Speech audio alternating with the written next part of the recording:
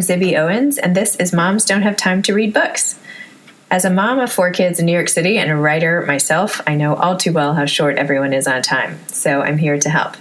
I'm going to interview authors and writers of all types about their work, especially as it relates to parenting and family issues. Hopefully you can listen while doing 8 million other things and fall in love with these talented scribes and their fantastic books, essays, and songs like I have, plus get some tips on surviving parenthood. For more about me, you can check out my essays at zibbyowens.com. Please don't forget to subscribe to Moms Don't Have Time to Read Books. Subscribe. And if you can, please leave a 5-star rating or a comment. Today's episode has been sponsored by Babo Botanicals. Babo Botanicals offers your family non-toxic and pure hair, skin, and sun solutions created with natural or organic solutions. Their tagline is, "Family comes first naturally." As an aside, I use Babo for literally all my kids' shampoos, body washes, sun lotions, and even for me too. So definitely check them out at babobotanicals.com, B-A-B-O, botanicals.com. I'm talking today to Allison Pataki, the author of the utterly amazing memoir, Beauty in the Broken Places, a memoir of love, faith, and resilience. Allison chronicles her experience coping with her husband's stroke at age 30 while she was pregnant with their first child. A novelist, Allison has written several best-selling works, including Sissy, The Trader's Wife, and The Accidental Empress, as well as 2 children's books and a book she co-wrote with her brother. She graduated from Yale and now lives in upstate New York with her husband, Dave Levy, and their daughter, Lily, age 2. And she is now pregnant with their second child. Allison, it's Zibby Owens. How are you? Hey, Zibby. I'm doing well. How are you? I'm good, thanks. Thanks so much for doing this interview. Moms Don't Have Time to Read Books. Thank you. Thank you for having me. Of course. I know you're short on time, so I'm going to jump right into it if that's okay. Perfect. Yep, ready when you are. Okay. Your book, Beauty in the Broken Places, was just amazing. So moving, eloquent, relatable, honest, open. I loved it. What did it feel like for you coming out with such a personal story after writing historical fiction? Yeah, it was, well, thank you, first of all. And it was not a book I ever intended to write. As you said, fiction was my jam. I had done 4 fiction books. I love historical fiction. I never really considered nonfiction, but obviously it was also not an experience that Dave and I ever intended to live through, at least in the way that we did.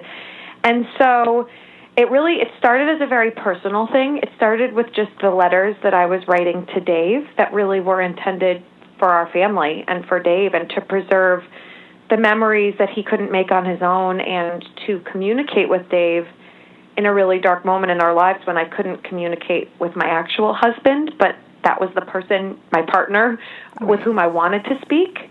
I figured I would write it all down, and I would write it to Dave in the hopes that someday, if he came back, he would be able to read and understand what we had been through.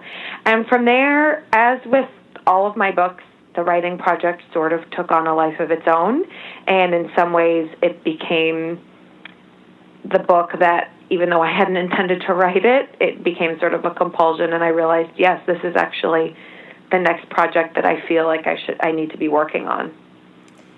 I loved when you wrote the following in your book. You said, "I love stories. I love weaving narratives with the written word. My whole life I've been driven by a desire to learn people's stories, to get to the bottom of who they are and how they got that way, to ask questions and seek to understand what a person deems important."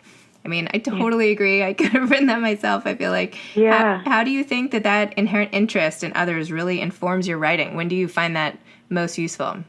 Absolutely. So I initially thought this would lend itself to a career either in detective work, or people often said I should be a lawyer, or I thought journalism. I thought, interrogating people, asking people, trying to get to the bottom of the story. And so that was the first path I went down, was journalism for several years. I worked on that when I was in college on campus, and then those were my first internships, and then those were my first full-time jobs in New York City. But I realized journalism is a very specific type of writing, and particularly the type of journalism I was doing, there was so much emphasis on deadline and live and breaking news and advancing the story to move it forward. And what I was craving was depth and time to explore, as you said, to get to the bottom of the story, as opposed to just scraping the surface giving the people the bullet points and moving on. Yep. And so I realized that actually that exploration of character and personality and plot and conflict, all of that I could actually do much more in a much more satisfying and gratifying way to me through the longer form of fiction writing and character development and plot development and storytelling and narrative in a fictional capacity.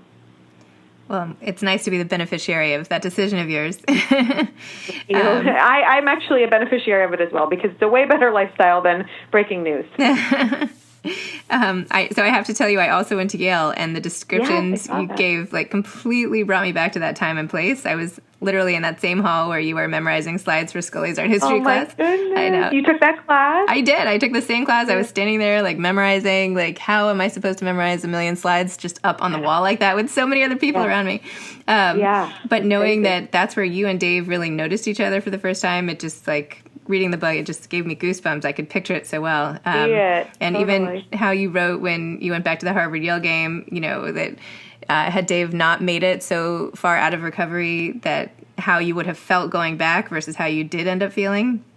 So I was just wondering, with your experience at Yale as an English major, do you feel that what you learned at Yale helped with your writing career, or was it more the people and people like Dave and your friends and all of the interpersonal things that sort of shaped who you became as a result? It was both. It was absolutely both. I think you could make a very strong case for the fact that I've never been more inspired and motivated and intimidated than in some of those small, higher-level English major seminars, just by the classmates around you and the way they think and the way they investigate language and ask questions, and the way you really have to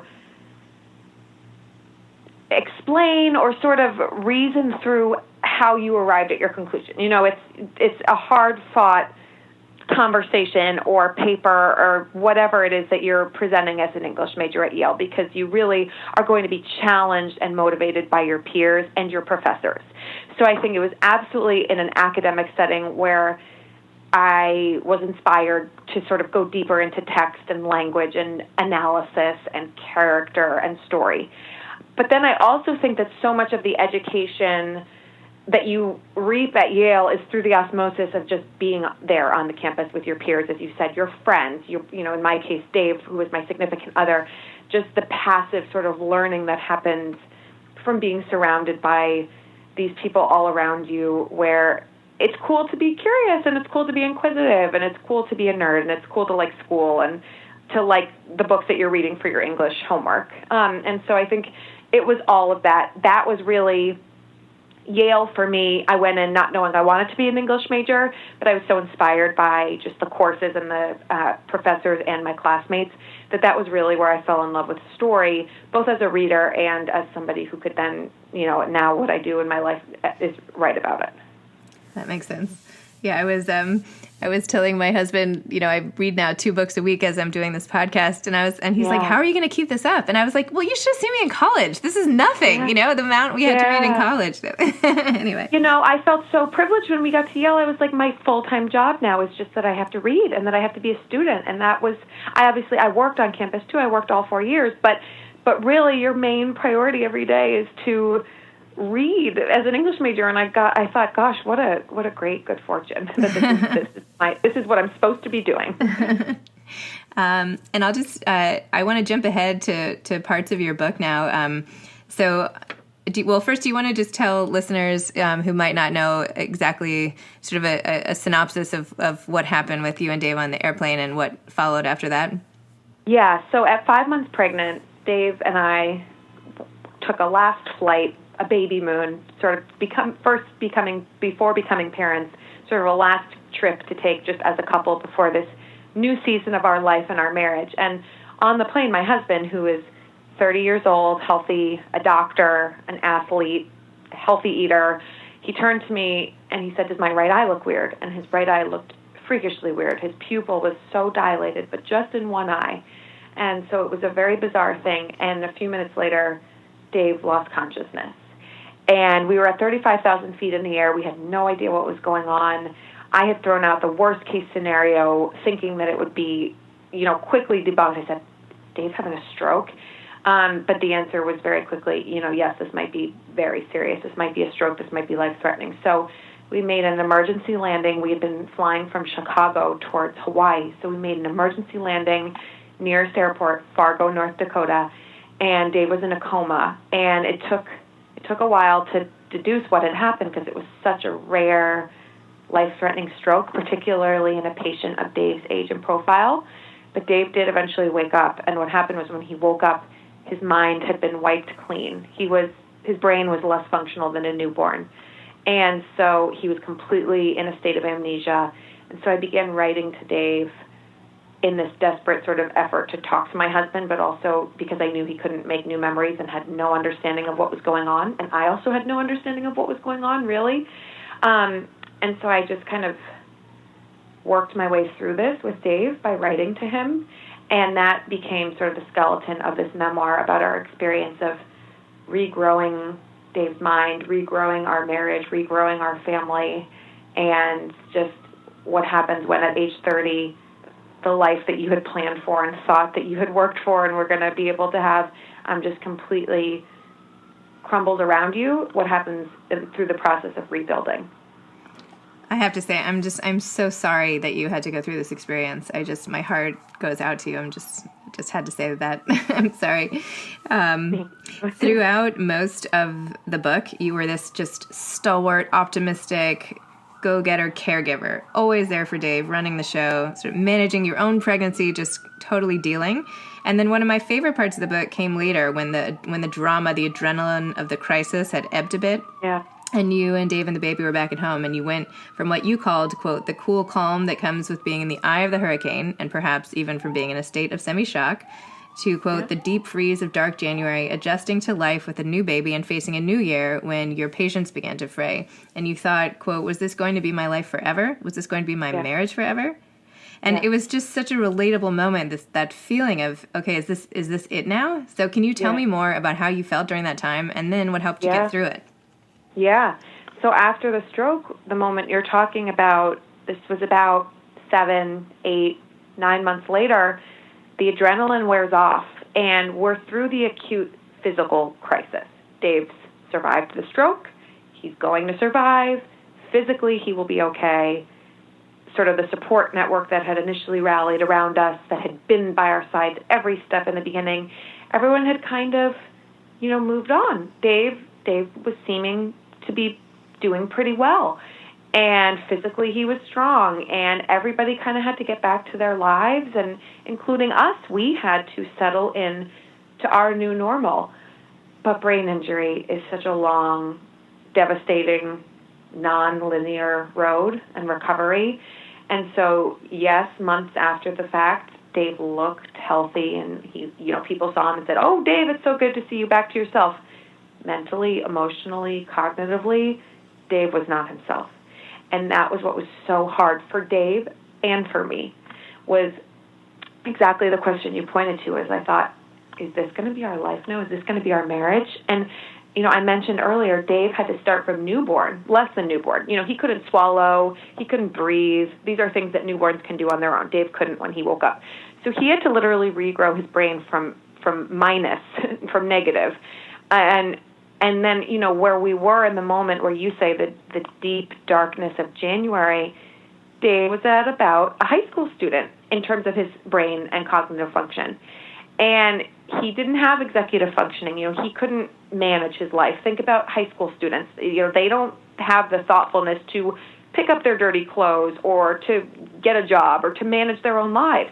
So imagine you have a newborn whose brain is growing from zero. You have a husband whose brain is growing from zero.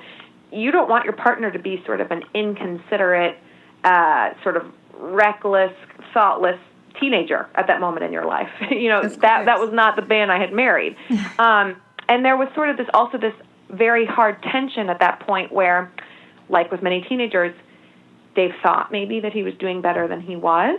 And so it was a very difficult position for me to be in as sort of wife who wanted to encourage him and believe in him and respect the hardship of his recovery. but also sort of still have to be this caregiver. And now I'm a caregiver to a person who resents having to be cared for. And so there's sort of that tension of, Dave sees it as nagging. I see it as kind of trying to help him continue to push his recovery forward. But that was actually when I learned a very operative and helpful term that's kind of relevant to all of us, executive functioning. That's something that everyone gets maybe senior year of college, maybe mid-20s, executive functioning, where if you think about it, you just sort of click into being the manager of your own life at that point, where you're not necessarily like that at 18 or early on in college or in high school. And Dave was not there yet. And so it was a very hard position for us to be in. I was caring for a newborn. I had some postpartum depression. I was exhausted. I was scared. I didn't know what Dave's, career hopes would or could be. I didn't know if I was going to be taking care of Dave and this newborn on my own forever. I was lonely. It was winter in Chicago. It was like 12 degrees out on a good day, so we weren't going outside. It wasn't safe to take a newborn outside. We were cooped up in this new apartment that we had just moved into, just the three of us, and our little family really struggled in that moment. And yeah, I was very honest and open about that because if we were going to tell this story, we were going to tell it truthfully. And it was not all roses and triumph and running on treadmills and healing and recovery. It was lumpy, and there were moments that were not pretty. And so Dave and I were very sort of adamant that we were going to be honest about those moments as well.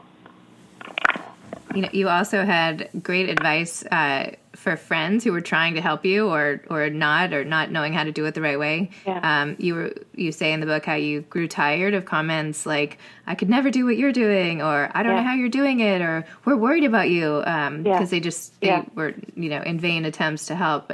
So tell me how you wanted to respond to those comments, and what would have been most helpful for you to hear? Like, how could friends have helped you through this more so that, we all know if we have any, how to respond better the next time, to be there for people we care about.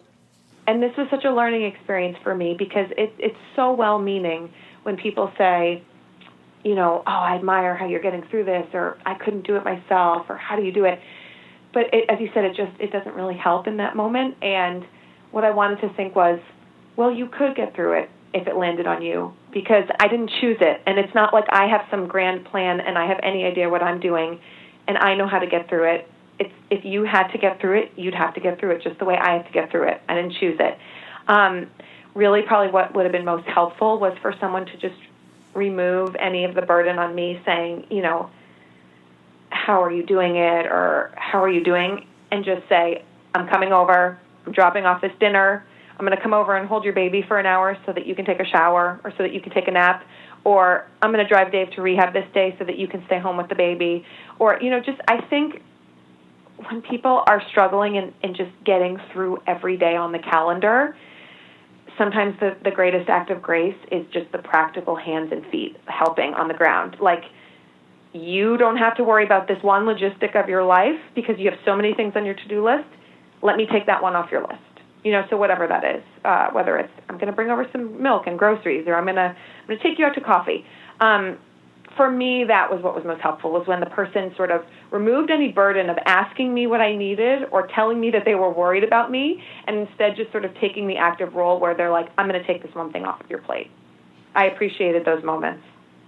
I feel like in times of loss or injury or any of these stressful situations, there's a group of people who kind of instinctively ends up knowing what to do, and then a much bigger group that feels unsure of how to interact and sort of afraid. I feel like people say like, oh, well, I'm afraid to get in the way, or, a friend loses someone. And I know, like, in my life, when I've had, losses, as we all have, like, no one gets in the way. You don't have to know it, and like, you still check email. That's the other thing I find people, I don't know if you went through this, like, people say, oh no, in times I'm going to leave this person alone because they're going through so much. Well, for me, at least, I don't know about for you, like, that doesn't help, right? Like, if you want to be... So true.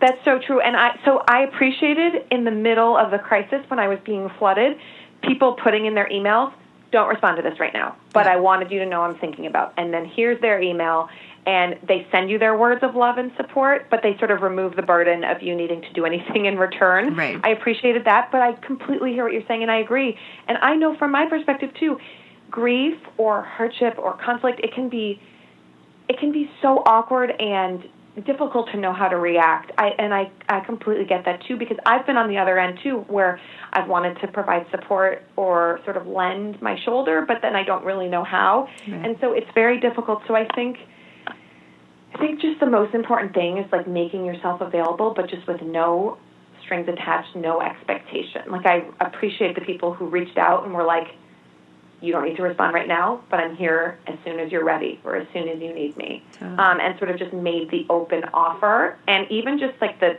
check-in, like, I'm thinking about you, I'm here, let me know if you need anything.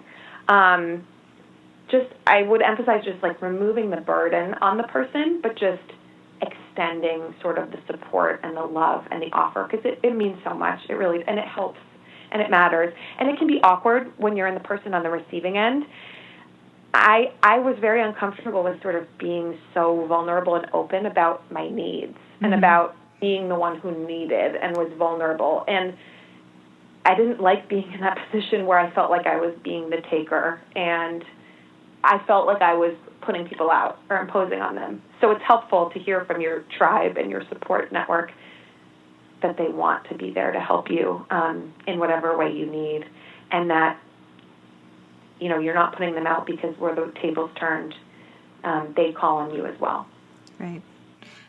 You said a little bit later in the book, during one of your dark moments, have you ever wanted to just trade lives, to say, I can't do this anymore, can someone take over for me? When did you feel like this the most, and how did faith help you pull through this difficult time? Yeah. I felt it probably 9 or so months out, when I had a newborn and I had a husband who physically looked good but was mentally, emotionally, cognitively still not himself, still not my partner, still not the man I had chosen. And I was just tired. And I just, in the crisis, I think you sort of go into like hyperactive overdrive and you're running on adrenaline.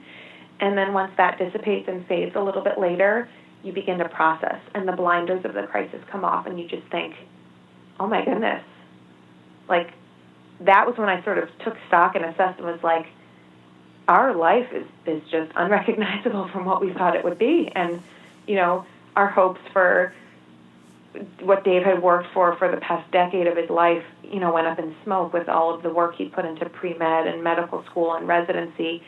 And we just didn't know how that would affect our family and how that would affect just really like our trajectory, our plan A. And that was when I really thought, this is when faith gets real. Faith, by definition, is something that you can't prove and that there's no evidence for. And so, I could go around saying life is good, God is good, everything's good. But really up until that point in my life, that wasn't really faith. That was just agreeing with the overwhelming evidence, right? Mm-hmm. This was the moment when things didn't look good and when I was scared and alone and sad and confused, that I had to decide, do I believe that life will get better? Do I believe that God is good? Do I believe that Dave and I, are going to stay in this marriage for better or for worse? Do I believe in the vows that we made in sickness and in health? That's when it really all kind of got real and where the rubber met the road for how I felt about my faith, my family, and my position in this marriage and in motherhood and in our life together. And that was when we really took stock and we're like, okay, we have to rebuild from here. The foundation has sort of come down and we're in the rubble now, and now we begin to rebuild. And now just to go to more, nuts and bolts type question, the structure of your memoir, and I'm sorry not to be talking about your other amazing novels, but I'm just focusing on this one the most. But how did you pick the structure? Because I think it worked so well how you weaved the story of your relationship as it went on and grew into this beautiful marriage, and then at the same time, the passages where you're in the hospital and dealing with the day to day and all the medical things. Like, how did you decide on that and to make it work so well? Yeah, well, thank you. So the reader loses Dave as a character pretty early on because he has his stroke and loses consciousness, first chapter.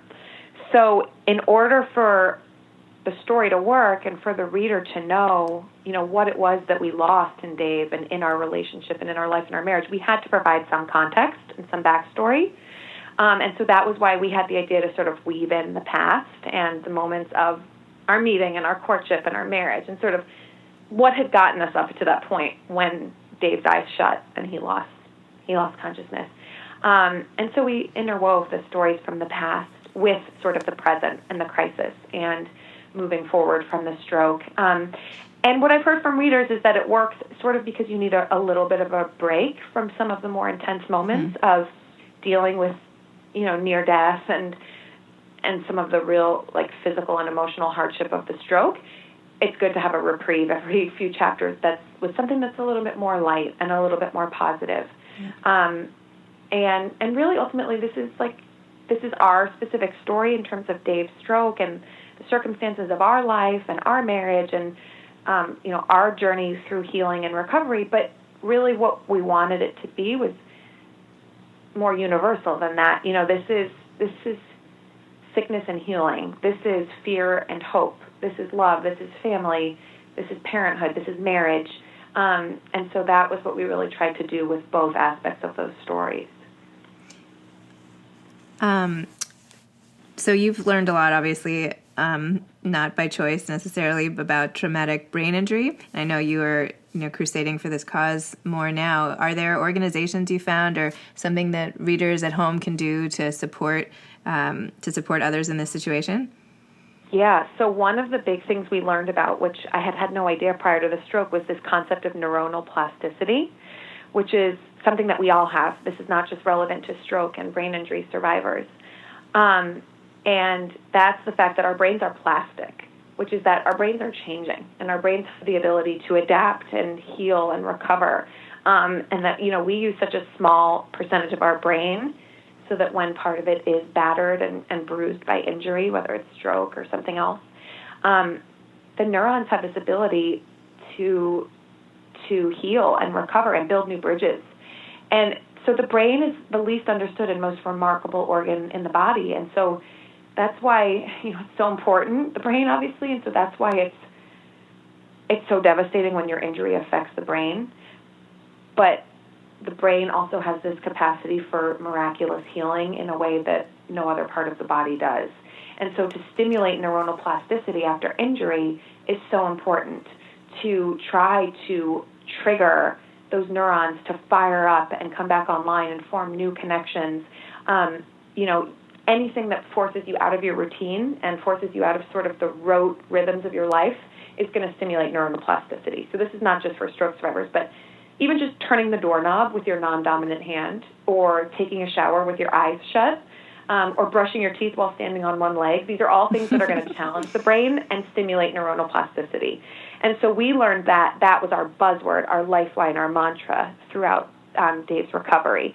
And so I think that's so important. It's like the educational aspect of life after stroke or life after brain injury is just that you can do these things on your own to sort of trigger your own neuronal plasticity. And that even those who haven't suffered from strokes can also just know this about brain health and know this about keeping your brain young and fit and active and agile. And so, it's so scary after an injury, because what do? You open up your computer and you go on Google and you go down this rabbit hole of research and information, and you don't know what's credible and you don't know what's bogus. And so I almost sort of tried to not do too much of my own independent research unless it was through doctors who were reliable and vetted. But the American Stroke Association is incredible, and so is the National Stroke Association. And we were really, really fortunate that Dave did his rehab at Shirley Ryan Ability Lab in Chicago, which also has a national presence. They were wonderful.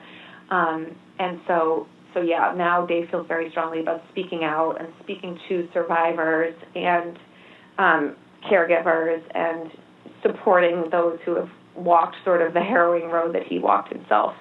And how is Dave doing now? He's doing so great. He is back at work. We're 3 years out. We're celebrating Dave's Alive Day, the anniversary of the stroke, in just a couple weeks. And he's back to work in medicine. He's not practicing orthopedic surgery, but he's in medical consulting. And he's also very, very adamant about writing and speaking with stroke survivor groups. And he just spoke with the American Stroke Association last week. And we're expecting our second baby, which we honestly, I didn't even know if Dave would survive to know our daughter. When I was pregnant and he almost died, I thought, gosh, well, even if I lose Dave, thank God a piece of him will live on in our daughter, who will be born in a few months. I was so grateful that Dave survived to know his daughter and that my daughter knows her father. But I never thought we would be able to grow our family and have another child. And so we just consider this second pregnancy just such a blessing. And, a few weeks ago, we hit the 22-week mark, which is exactly where we were when Dave had his stroke. And that night we just sort of sat and Dave wept. And we were like, from here on out, you're experiencing this pregnancy for the first time. You never made it past 22 weeks last time around. And I'm experiencing it for the first time with a partner. And so thank you. He's doing very, very well. His brain, the brain is miraculous, and he's made a miraculous recovery. Oh, I'm so happy. Just last question. What are you going to do next? And do you have any quick advice to aspiring writers?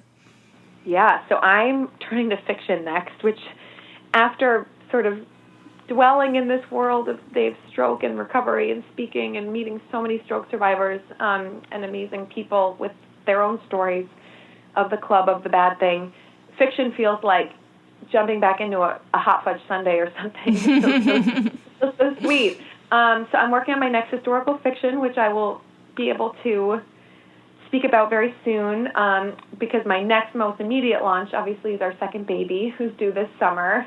And my advice to aspiring writers would be what was so helpful for me to hear when I was an aspiring writer, which is do it. If you have a story, sit down and write it. If that means writing at night after work or writing on weekends or writing when you have time off, put pen to paper and tell your story and be forgiving with yourself and work in drafts. You don't expect it to be perfect with your first draft.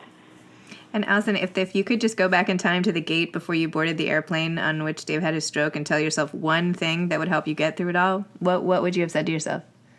Oh, my goodness. I would hug myself and I would say, it will be hard, but you will be okay and your family will be okay. I promise you that. Oh, that's so beautiful.